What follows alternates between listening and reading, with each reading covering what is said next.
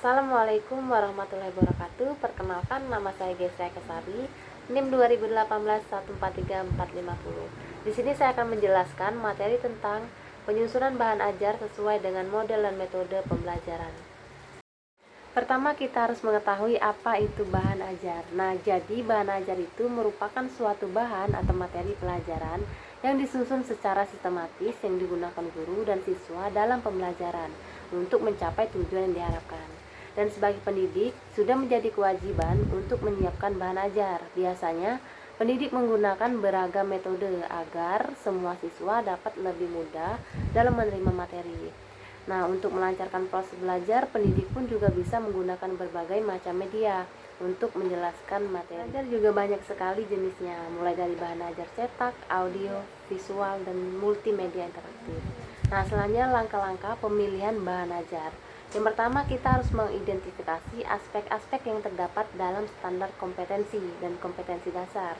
Jadi, sebelum menentukan materi pembelajaran, terlebih dahulu perlu diidentifikasi aspek-aspek standar kompetensi dan kompetensi dasar yang harus dipelajari atau dikuasai siswa. Aspek tersebut perlu ditentukan karena setiap aspek standar kompetensi dan kompetensi dasar memerlukan jenis materi yang berbeda-beda dalam kegiatan pembelajaran. Sejalan dengan berbagai jenis aspek standar kompetensi, materi pembelajaran juga dibedakan menjadi jenis materi, aspek kognitif, afektif, dan juga psikomotorik. Selanjutnya yang kedua yaitu memilih jenis materi yang sesuai dengan standar kompetensi dan kompetensi dasar. Nah, jadi materi yang akan diajarkan perlu diidentifikasi apakah termasuk jenis fakta, konsep, prinsip, prosedur, afektif, atau gabungan lebih daripada satu jenis materi saja. Nah, dengan mengidentifikasi jenis-jenis materi yang akan diajarkan, maka guru akan mendapatkan kemudahan dalam cara mengajarkannya. Selanjutnya, memilih bahan ajar yang sesuai atau relevan dengan standar kompetensi dan kompetensi dasar. Setelah jenis materi pembelajaran teridentifikasi, langkah berikutnya adalah memilih jenis materi tersebut yang sesuai dengan standar kompetensi atau kompetensi dasar yang harus dikuasai oleh siswa.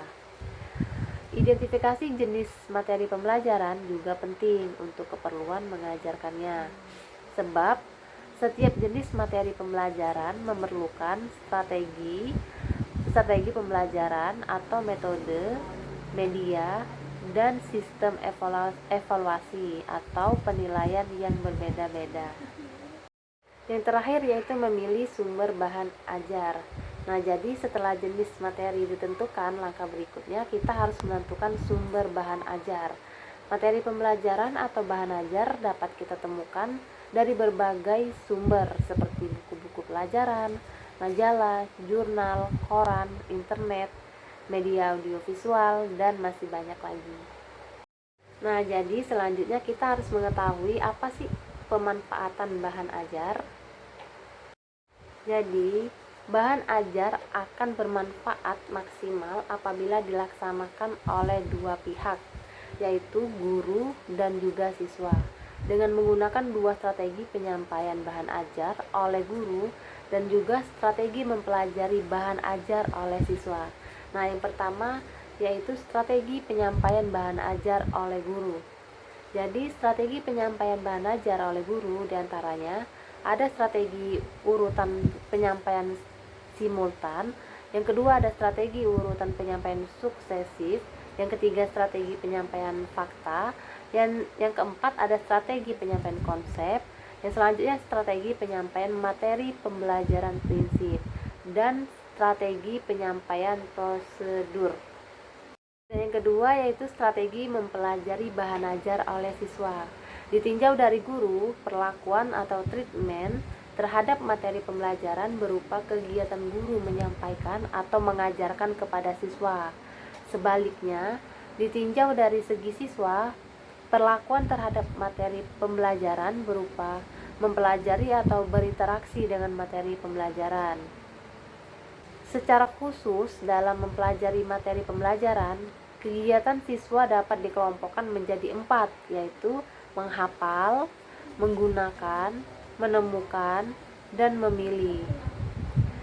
Itulah penjelasan singkat dari saya tentang materi penyusunan bahan ajar yang sesuai dengan model dan metode pembelajaran. Semoga apa yang saya jelaskan bisa dipahami dan juga dimengerti. Saya akhiri, wassalamualaikum warahmatullahi wabarakatuh.